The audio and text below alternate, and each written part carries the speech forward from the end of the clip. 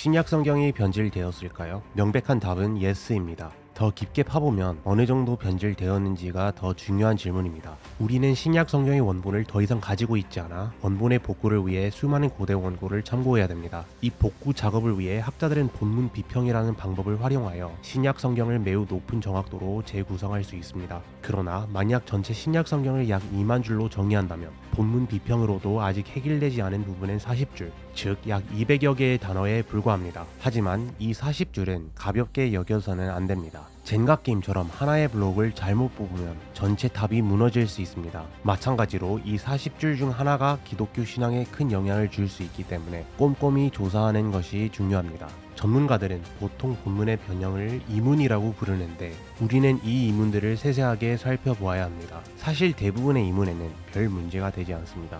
예를 들면 사도 바울이 데살로니가 전서 2장 7절에서 사용한 표현에는 두 가지 이문이 있습니다.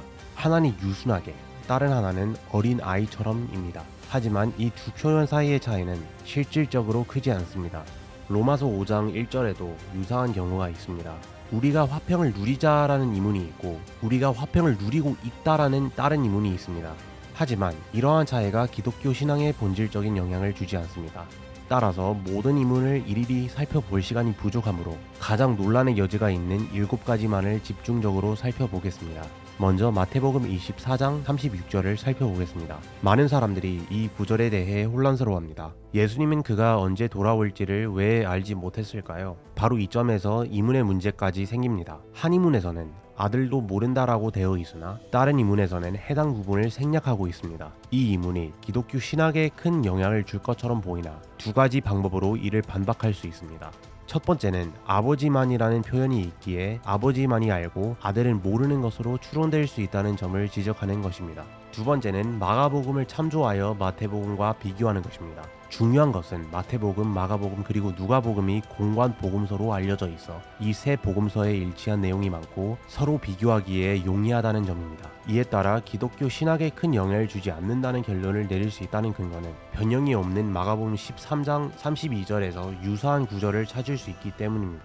이 구절은 아들 예수가 그 시기를 알지 못했다는 것을 확정짓습니다. 물론 모든 상황에서 다른 공간 복음서를 참고할 수는 없습니다. 마가복음 1장 41절에서 나병 환자가 예수님에게 다가와 병을 고쳐달라고 청했습니다. 대부분의 성경 원고에서는 예수님이 그를 불쌍히 여겼다고 기록되어 있지만 일부 원고에서는 노했다라고 되어 있습니다.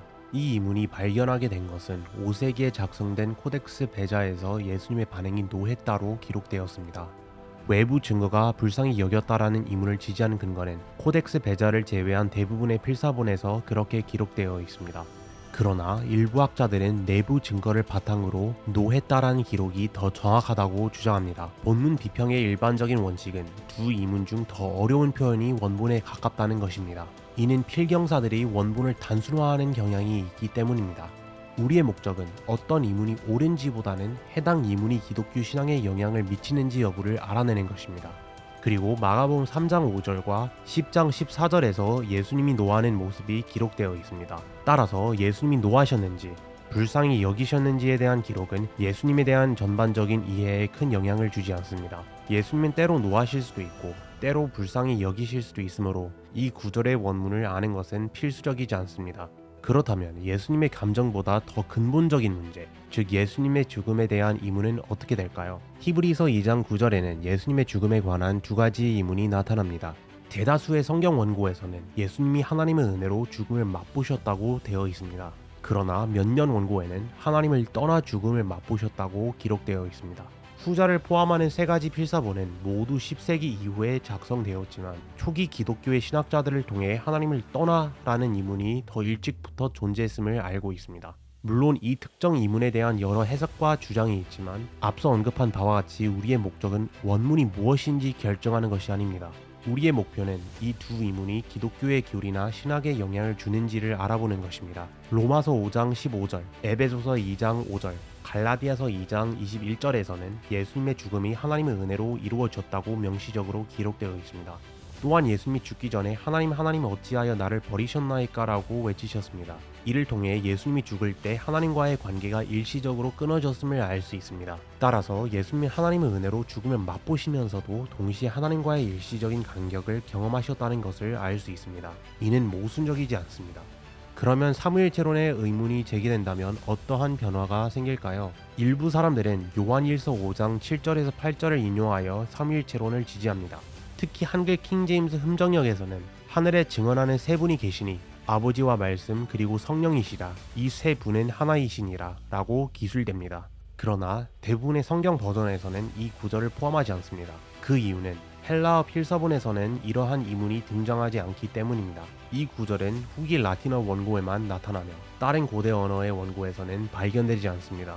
이렇게 보면 삼위일체론이 나중에 기독교 교리에 삽입된 것처럼 보일 수 있겠지만 그렇지 않습니다. 삼위일체의 개념은 성경의 한 구절에서 요약되어 있는 것이 아니라 전체의 통틀어 여러 구절에서 나타납니다. 삼위일체론은 이 이문이 생기기 훨씬 전부터 있었고 초기 기독교의 신학자들은 신약 성경의 다른 부분들로부터 근거를 찾아냈습니다. 삼위일체에 대해 더 알고 싶으신 분들은 관련 영상을 시청하시기 바랍니다.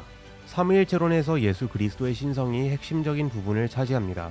요한복음 1장 18절은 예수님이 하나님이라는 증거로 자주 인용됩니다. 이 구절에 따르면 하나님을 본 사람이 아무도 없지만 독생하신 하나님 즉 아들 예수님이 아버지를 알려주셨다고 해석할 수 있습니다. 독생하신 하나님이라는 표현은 아버지 하나님이 독생하지 않았음을 알기 때문에 예수님이 하나님과 동일시되는 것을 시사합니다. 그렇지만 이 구절에 독생하신 하나님 대신 독생하신 아들이라는 다른 이문도 있습니다. 이렇게 해석되면 예수님이 아버지를 알리시는 것은 변함없지만 아들과 하나님을 완전히 동일시하는 근거로 이 구절을 사용하기는 어렵습니다. 그렇다면 이것이 기독교 교리에 영향을 미칠까요? 요한복음 3장 16절에 따르면 예수님은 자신을 독생하신 아들이라고 불렀습니다. 또한 요한복음 1장 1절에서는 말씀인 예수님이 하나님과 동일시되며 요한복음 20장 28절에서는 도마에 의해 예수님이 직접 하나님이라고 불립니다. 결론적으로 독생하신 하나님이라는 표현이든 독생하신 아들이라는 표현이든 기독교의 교리나 신학에 아무 영향을 끼치지 않습니다. 마지막으로 마가복음의 마지막 12구절과 가늠한 여인의 이야기를 살펴보겠습니다. 기독교인을 포함한 많은 학자들은 마가복음의 마지막 12구절이 원본 성경에 포함되어 있지 않았다고 믿습니다. 이 구절들은 예수님이 부활하신 후 막달라 마리아와 12제자에게 나타나신 것에 대해 이야기하고 있습니다. 이 부분이 빠지면 마가복음은 갑작스런 결말을 맞이하게 되겠죠. 이러한 마무리는 비록 파격적으로 보일 수 있어도 마가의 글쓰기 스타일에 부합한다고 많은 학자들이 지적합니다. 요한복음 7장 53절에서 8장 11절 사이의 내용은 가늠한 여인에 대한 이야기로 비기독교인 사이에서도 잘 알려져 있습니다.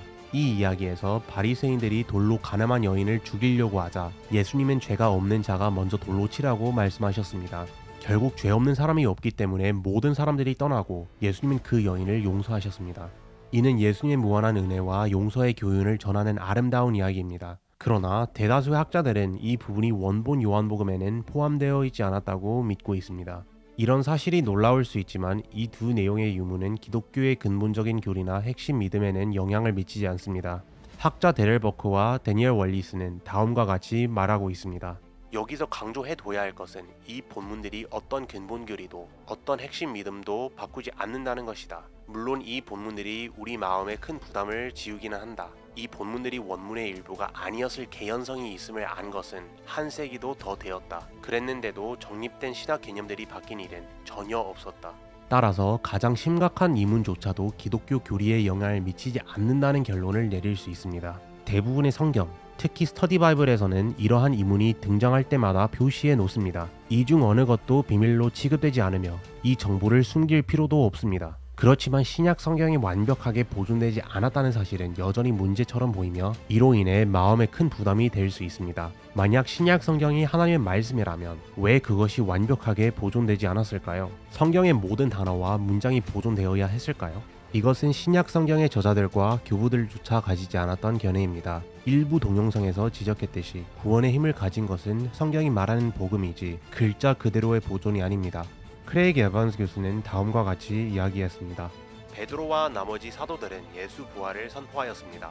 이것은 그들에게 좋은 소식이었으며 이것은 나사렛 예수의 사역과 그의 인격에 하나님이 일하고 있다는 결정적인 증거였습니다. 베드로는 다음과 같이 선포하지 않았습니다. 이스라엘의 백성들이여, 좋은 소식이 있습니다. 성경은 하나님의 영감을 받아 틀림없으며 또한 복음서들은 조화될 수 있습니다. 부활의 현실과 이를 믿음으로 듣고 응답한 사람들에게 미친 영향이 새로운 운동이 일어나게 했지, 오류 없는 성경이 아니었습니다. 따라서 우리는 신약 성경의 자신감을 충분히 가질 수 있습니다. 이러한 자신감은 완전한 보존 때문이 아니라 삶과 세상을 바꾸는 복음, 부활을 직접 목격한 사도와 제자들이 우리에게 전해준 복음을 알려주기 때문입니다.